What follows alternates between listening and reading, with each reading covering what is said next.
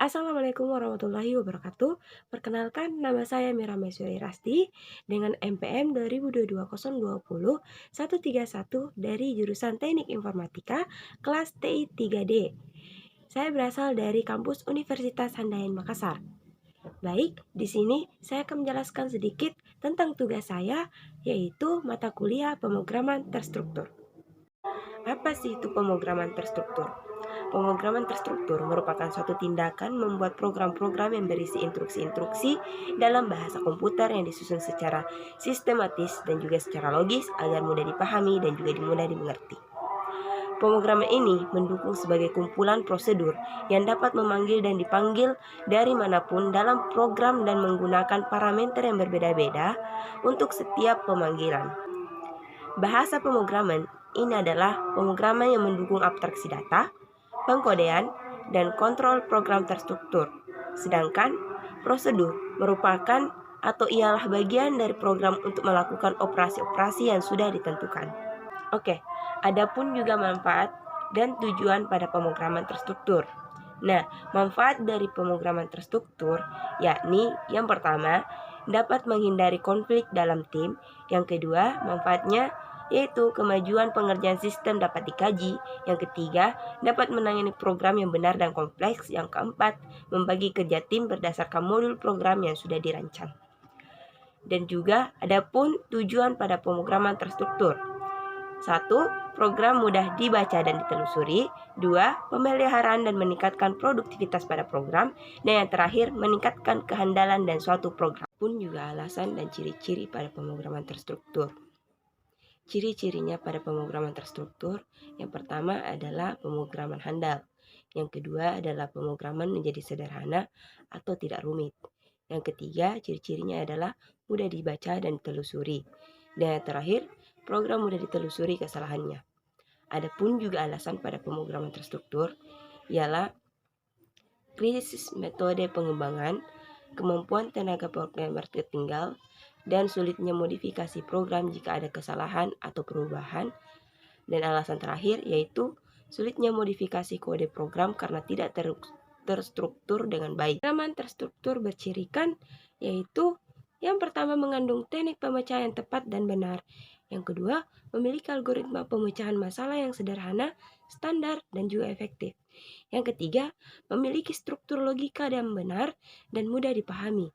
Yang keempat, terdiri dari 3 struktur dasar, yaitu urutan, seleksi, dan perulangan. Yang kelima, menghindari penggunaan goto. Yang keenam, biaya penguji rendah, source program, penerjemah, machine language komputer, dan pemrograman.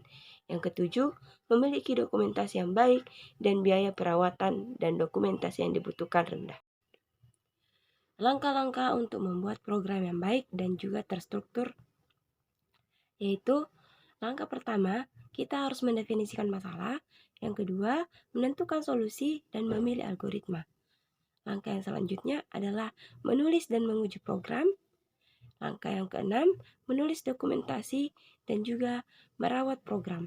Dan langkah yang terakhir adalah pengenalan komputer. Materi selanjutnya adalah metode pemrograman terstruktur. Pemrograman terstruktur memakai metode pengembangan top-down dan perancangan program dilakukan secara modular. Nah, pada pengembangan top-down, pengembangan yang dimulai dari langkah yang global lebih dahulu, yang kemudian diperluas lagi sehingga didapat langkah rincinya.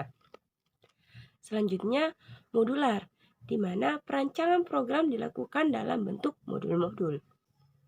Ada 3 teorema-teorema pada pemrograman terstruktur.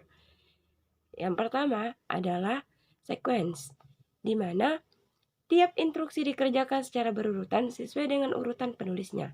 Yang kedua, selection, artinya instruksi yang akan dikerjakan jika kondisi tertentu dipenuhi. Contohnya penggunaan if, then, else, dan case. Yang ketiga, repetition, artinya instruksi yang dikerjakan berulang-ulang sampai suatu kondisi dicapai. Contohnya penggunaan do well dan repeat until. Membuat modul dalam bahasa C++ terdapat 2 macam fungsi, yaitu fungsi yang tak bernilai dan fungsi yang bernilai. Ada beberapa sifat-sifat pada pemrograman terstruktur. Sifat yang pertama adalah memuat teknik pemecahan masalah yang logis dan sistematis. Sifat yang kedua, memuat algoritma yang efisien, efektif, dan sederhana. Sifat yang ketiga, program disusun dengan logika yang mudah dipahami. Dan sifat yang selanjutnya adalah tidak menggunakan perintah goto dan biaya pengujian program relatif rendah. Dan sifat yang terakhir, memiliki dokumentasi yang baik. Ada beberapa bahasa pemrograman yang mendukung program berorientasi objek dan juga program terstruktur. Bahasa pemrograman yang mendukung program berorientasi objek yang pertama adalah Java, C++, Pascal, Python, PHP, dan Delphi. Sedangkan bahasa pemrograman yang mendukung program terstruktur yaitu bahasa C, COBOL Turbo Prolog, Delphi, Pascal, dan Borland Delphi. Materi selanjutnya adalah keuntungan pemrograman berorientasi objek. Keuntungan pertama, maintenance, di mana program lebih mudah dibaca dan dipahami, dan pemrograman berorientasi objek mengontrol kerumitan program hanya dengan mengizinkan rincian yang dibutuhkan untuk programmer. Keuntungan kedua, pengubahan program, di mana berupa penambahan atau penghapus fitur tertentu. Perubahan yang dilakukan antara lain yaitu menyangkut penambahan dan penghapusan dalam suatu database program. Keuntungan yang selanjutnya adalah dapat digunakannya objek-objek sesering dan yang diinginkan.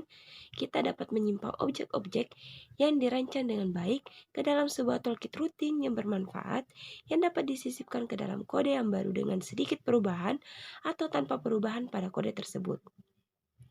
Jadi, sangat jelas bahwa pemrograman berorientasi objek sangat cocok sekali digunakan dalam kasus pembuatan software yang rumit dan kompleks karena memberikan sebagai kemudahan kepada pemrograman. Jadi, dari pengertian pemrograman terstruktur dan pemrograman berorientasi objek itu sendiri kita dapat menyimpulkan bahwa apa perbedaan dari pemrograman terstruktur dan pemrograman berorientasi objek. Nah, pemrograman berorientasi objek atau biasa disebut Object Orientation Programming atau disingkat dengan OOP merupakan paradigma pemrograman yang berorientasikan kepada objek. Semua data dan fungsi di dalam paradigma ini dibungkus dalam kelas-kelas atau objek-objek. Nah, bandingkan dengan logika pemrograman terstruktur, di mana setiap objek dapat menerima pesan, memproses data, dan mengirim pesan ke objek lainnya. Sedangkan untuk pemrograman terstruktur ialah kebalikan dari pemrograman berorientasi objek, yaitu sebuah cara pemrosesan data yang terstruktur dalam analisa, cara dan penulisan programan. Dikarenakan harus terstruktur sehingga dalam pembuatannya antara satu line pemrograman dengan yang lainnya berhubungan. Konsep utama dari pemrograman basis objek terletak pada kondisi kode atau line pemrogramannya, di mana merupakan sebuah kesatuan modular. Untuk pemrograman yang simpel atau sederhana, biasanya menggunakan pemrograman terstruktur. Mengapa? Karena masih mudah dan tidak banyak dilakukan perubahan yang berarti. Sedangkan untuk line lebih dari 100 atau bisa dikatakan rumit, maka digunakan pemrograman berorientasi objek. Nah, pemrograman terstruktur sendiri itu terdiri dari pemecahan masalah yang besar menjadi masalah yang lebih kecil dan seterusnya. Sedangkan kalau pemrograman berorientasi objek terdiri dari pengkelompokan kode dengan data yang mana setiap objek berfungsi secara independen sehingga untuk setiap perubahan kode tidak tergantung pada kode yang lainnya. Atau lebih dikenal dengan modular. Berdasarkan penjelasan di atas tadi, sangat jelas bahwa pemrograman terstruktur itu lebih unggul dalam melakukan pemrograman sederhana. Kenapa? Mungkin karena lebih efisien dan lebih murah dalam hal perawatannya. Tetapi dalam permodelan ini lebih susah untuk dipahami oleh orang-orang selain pembuat program itu sendiri. Contohnya ketika dilakukan tracing program. Baik, sekian dari saya. Jika ada kesalahan, mohon dimaafkan. Assalamualaikum warahmatullahi wabarakatuh.